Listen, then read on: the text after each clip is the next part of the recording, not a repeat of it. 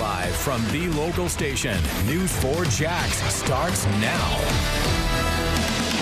Limiting the spread of a new coronavirus variant. The new restrictions taking effect today in an effort to keep Omicron out of the U.S. Good morning, everyone. That story in just a moment. But first, let's check in with meteorologist Richard Nunn. Rich, it's a nice start to the work week.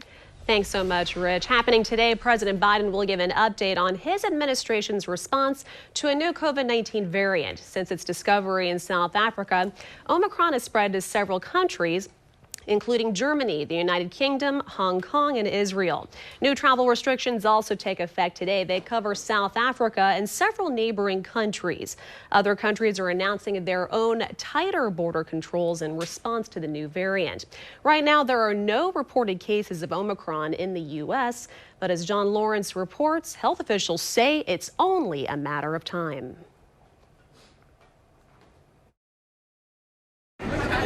As millions of Americans prepare for the end-of-the-year holidays, research is being done on Omicron, which was found in at least a dozen countries abroad. Started hearing about this new variant, I think about Thursday, and then we woke up on Friday. There's all these new restrictions. It looked much more serious, so we were concerned if we were going to be able to come back home.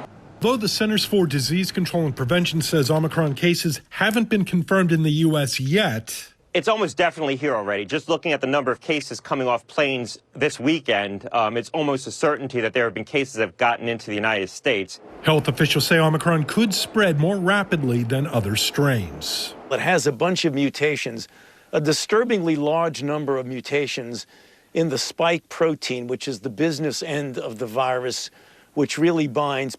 In the meantime, Americans are advised to protect themselves from the potential threat. Vaccines work. We have a new variant. There's going to continue to be new variants in the future.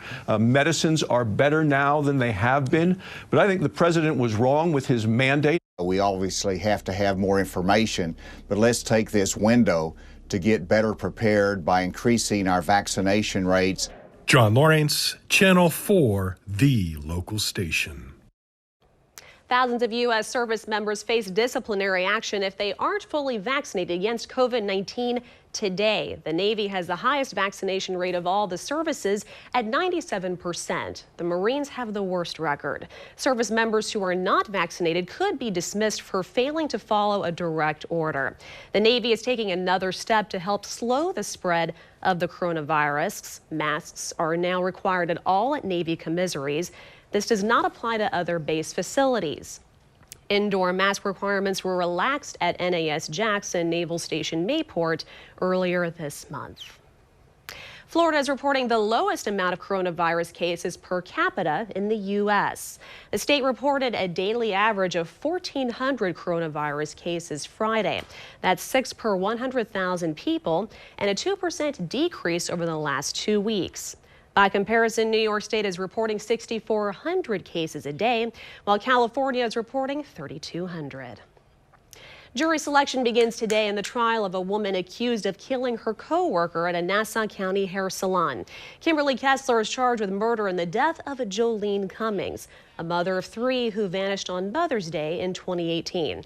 Her body still has not been found. Since then, Kessler has undergone 3 mental competency evaluations, and the defense is asking for another. They also want to move the trial out of Nassau County. 300 potential jurors are expected to report for duty this morning. We do not plan to stream jury selection, but you can find updates on News4JAX and on News4JAX Plus. It's available on Roku, Apple TV, Fire Stick, Android TVs, and Chromecast. Just search News4JAX on your streaming device to download. The Florida Gators have found their next head coach, Louisiana's Billy Napier. He led the Ragin' Cajuns to the most successful stretch in program history, including 3 straight seasons with double-digit wins. News4JAX reporter Bree Isom spoke with local fans about the move. Fans say Napier has proven himself with Louisiana over the years, so they're hoping that this new face will lead the Gators to victory next year. Very excited about Napier. Billy Napier announced as the new head coach for the Florida Gators on Sunday. He's a young guy. We need some recruiting. We lose 20 players out of Florida last year. 9 only stayed in the state. No, I'm a big Gator fan. And I think that's great. Florida's 2022 recruiting class is currently ranked 11th in the SEC. Napier will replace Dan Mullen, who was fired last Sunday after an overtime loss to Missouri. Interim coach Greg Knox led Florida to a 24-21 win over rival Florida State on Saturday to make the Gators bowl eligible. One fan says he's disappointed about Mullen being fired. Well, and on some level, clearly I'm disappointed, but it really doesn't matter, I feel, because you can see it. I mean, the record speaks for itself. Dan just couldn't get it done. Napier released a statement that reads, quote, "We are humbled and honored to accept this incredible opportunity to be the head football coach at the University of Florida. Our team, staff, and entire organization will work daily to establish a program with integrity and class that we all can be proud of." So I, as a Gator fan, spot on excited about having me on board. Florida is a hotbed for recruiting, so all the schools should do well in recruiting. So I'm assuming if he is a good recruiter, he will do well, especially with the facilities Florida has. Knowing what he's capable of, what he's done at Louisiana, it feels like a pretty good hire for Florida. Napier played quarterback at Furman. He has assistant coaching experience at Alabama under Nick Saban, first as an analyst and later as a receivers coach. Napier also served as an assistant under Dabo Swinney at Clemson. Napier will coach in a championship game against Appalachian State on December 4th, and the day after that, he's scheduled to meet the team in Gainesville. Reporting in Jacksonville, Bree Isom, Channel 4, the local station. And as expected, News4JAX insiders have a lot to say about this announcement. One writes, "Get him, Mr. Napier, and welcome to Florida." While another is taking this with a grain of salt. They say, "Good luck, Coach Napier. If history is any indication, you have 4 years to make Florida a championship football team. Otherwise, they will can you like they have all the rest." And if you'd like to weigh in, just head over to news4jax.com and sign up to be an insider. The Jaguars are now 2-9 after losing a third consecutive game. They fell to the Falcons 21-14. The Jags had a chance to turn things around in the final minutes with just over 2 minutes on the clock. Well, they made some mistakes. Coach Urban Meyer says while the offense's constant struggles is frustrating, it's not because the coaching staff is refusing to adapt. It's a lack of execution. We're all figuring this thing out, and we should have it figured out by now. And I would say this, that it's not like we don't have it figured out. We're not executing at a high level. We're putting ourselves in position to win a game, and if we eliminate some nonsense, then we would go win a game. Up, the Jags will hit the road to Los Angeles to take on the Rams. Their next home game is December 19th against the Texans. Nearly 63 million people plan to do some spending today. It's Cyber Monday, and while there are some bargains out there, criminals are looking to do some shopping as well. The Better Business Bureau is warning people to watch out for scams. Simply put, if a deal seems too good to be true, well, it probably is. So if you see some discounts you like in your email, check names and email addresses for typos. Misspellings can be a red flag. And once you fill up your shopping cart, use a credit card instead of a debit. It can offer you a better level of protection. Well, some people have all the luck. How one retired housekeeper won 3 big cash prizes playing scratch-offs. And a local Pop Warner football team will now vie for a national championship title. How the Ocean Wave Buccaneers secured their spot in the tournament. We'll be right back.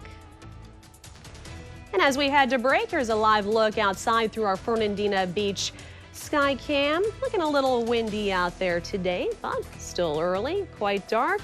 We'll have a look at weather a little later. Stay with us. Jacksonville making a stink about the city's growing problem of parks and recycling centers overflowing with garbage. You see it there, the city council member who's now joining the push for action.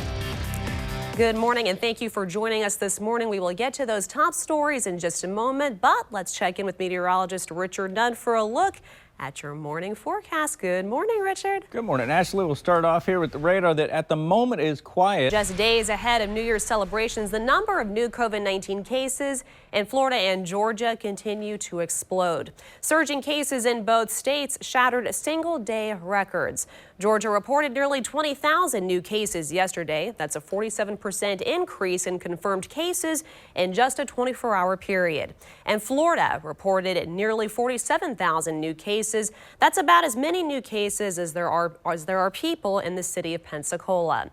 The U.S. is currently averaging 265,000 new cases a day, a surge driven largely by the Omicron variant.